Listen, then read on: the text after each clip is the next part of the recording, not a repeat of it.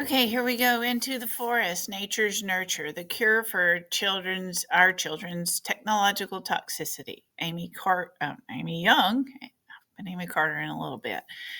Amy Young, ADS 8890, Piedmont University, Dr. Jackie Ellett. This is our table of contents. It just is an overview of what we're going to cover today, like why taking learning outside, the negative impacts of too much technology, a comparison of technology versus nature, immersion, directed attention, soft fascination, obstacles to outdoor learning, and considerations to consider when planning outings. Today's child has the whole world at their fingertips with a click of a mouse. Through technology, we can access images of the Declaration of Independence from the National Archives. We can keep track of stocks traded in the Hong Kong Stock Exchange. We can research our genealogies back to the Middle Ages and play online games with players from 7 continents simultaneously. Despite all the advantages technology brings into our homes, it also has many ill effects. Our increasingly indoor lifestyles have caused us to become more sedentary and isolated, leading to problems for our children's mental and physical health. The antidote for our technological toxicity may very well be found in nature. Nature's therapeutic and calming effects are just what many doctors would order to combat the stresses of daily life and the overdose of screen time. Why take learning outside? Well, the average 5 through 16-year-old is spending 6 hours per day of screen time. Those are 2018 numbers, I believe. So I'm sure that they are inflated since that time. 7 minutes is about the average amount of time that most children are spending outdoors, compared to what doctors recommend children spend 3 hours per day outside, preferably in unstructured playtime. Spending time in nature has been shown to increase engagement, boost moods, encourage social skills, develop problem solving, and helps in learning risk assessment. All these things are shown to improve for students who are involved in outdoor learning. If we want our children to move mountains, we must first get them out of their chairs. We may have to exercise discipline to use the controls we have. We are not slaves to our devices unless we allow ourselves to become so. To me, the trick is to put yourself in charge of your screen instead of allowing your screen to be in charge of you. This is a quote from Dr. Edward Hallowell. He is a renowned child and adult psychologist. He is New York Times bestselling author and a leading authority in ADHD. The advent of increased technology in our schools and homes has benefited us in many ways. However, it has also brought many adverse effects, one being that America's children are spending the vast majority of their time indoors. Dr. Michael Rich, director of the Digital Wellness Lab at Boston's Children's Hospital and associate professor of pediatrics at Harvard Medical School, asserts, "We have shifted our culture from one that is engaged in a healthy, interactive, imaginative way to one that is inwardly facing, sedentary, and expecting things to be fed to us." We chuckle when we watch movies like WALL-E that portray a future of riding about in hover chairs equipped with screens. But the further we draw into that, to our manufactured and sterile environments, the more likely that reality seems.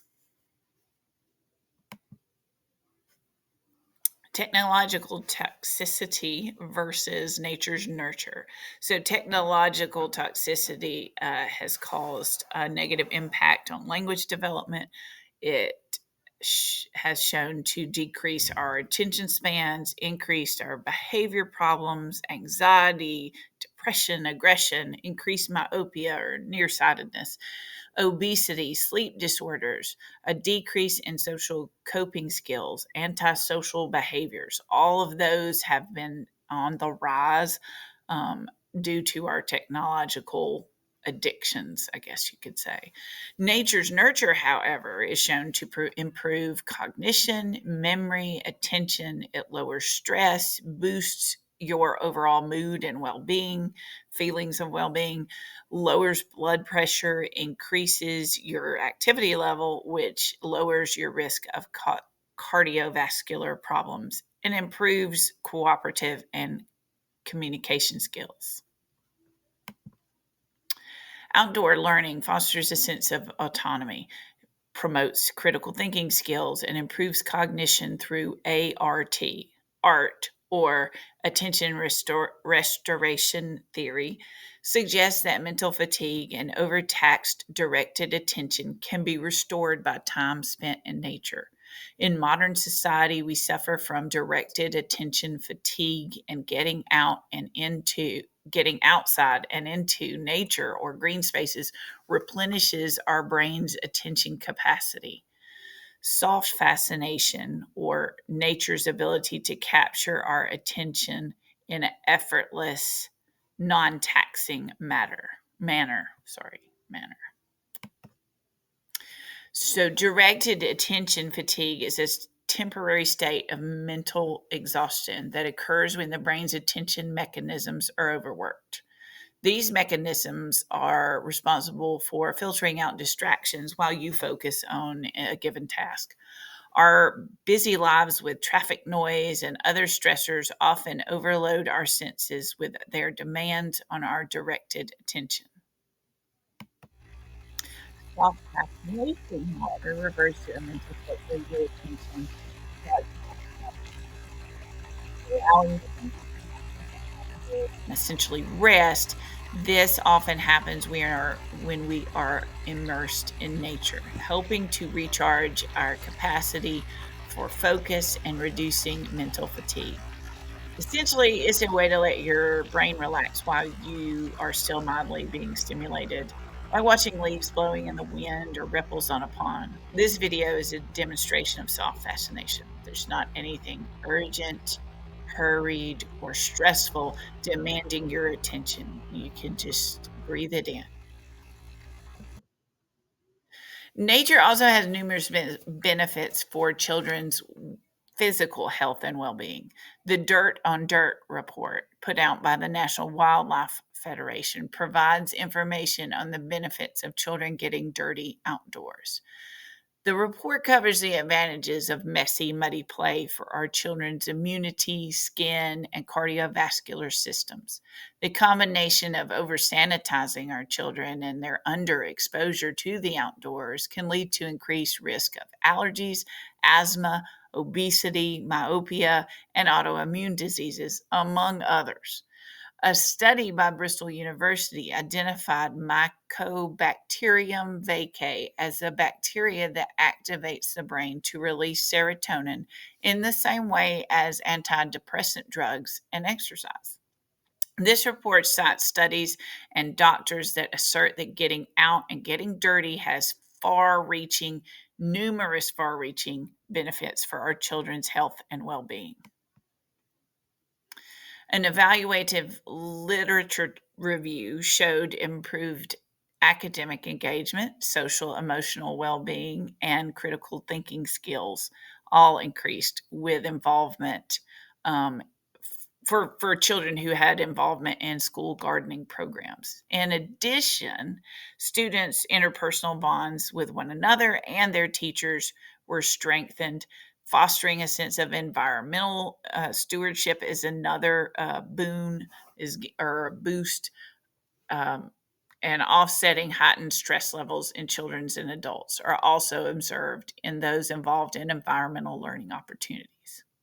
Engendering the importance of environmental responsibility and conservation issues cannot happen until students have a knowledge and a relationship with the natural world.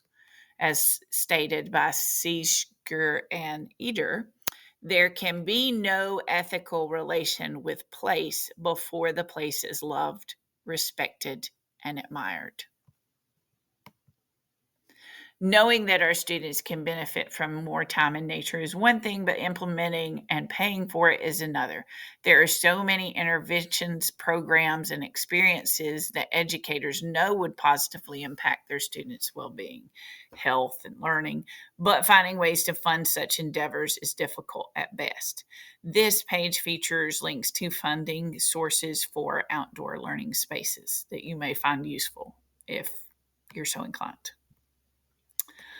Some things to consider when taking classes outside for learning are safety, weather, equipment, location, supervision. Safety and supervision, of course, are the most critical concerns. Ensuring adequate supervision and communication with school officials are vital factors in a worry free nature experience. Proper planning and prep will enable you to focus on the essential aspects of the lesson instead of logistical issues. However, there's a lot that our students can learn by giving them input in the planning and the preparations beforehand. Children need to see the behind the scenes of what it takes to prepare to go outside or do anything. You're making a stop and getting one of each thing. So a paper clip to a clipboard, a watercolor pen, a watercolor set, all that goes in the Ziploc bag. Get a napkin, get a backpack, and get with your buddy at the door and ready. You're making a stop and getting one of each thing. So a paper clip to a... Outdoor learning is but one way to enhance your children's learn or your students' learning experience. Changing things up and engaging them is improved greatly by outdoor learning. You will most certainly need many methods in your arsenal to engage and show children, get them motivated. But I hope you'll find this one a useful addition. Every child needs nature, not just the ones whose parents appreciate nature, not only those of certain economic class or culture or set of abilities. Every child. This is a quote by Richard Louv, who wrote the book Last Child in the Woods about our increase in issues and for students who do not get to go outside. It's a great book if you want to check it out.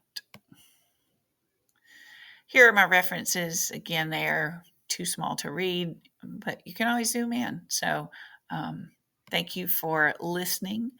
And I will leave you with this quote from John Muir, and there's plenty of his to pick from about nature and about how much we need it. One day's exposure to mountains is better than a cartload of books. And if you think about it, nature has inspired a cartload of books. So get out, go play.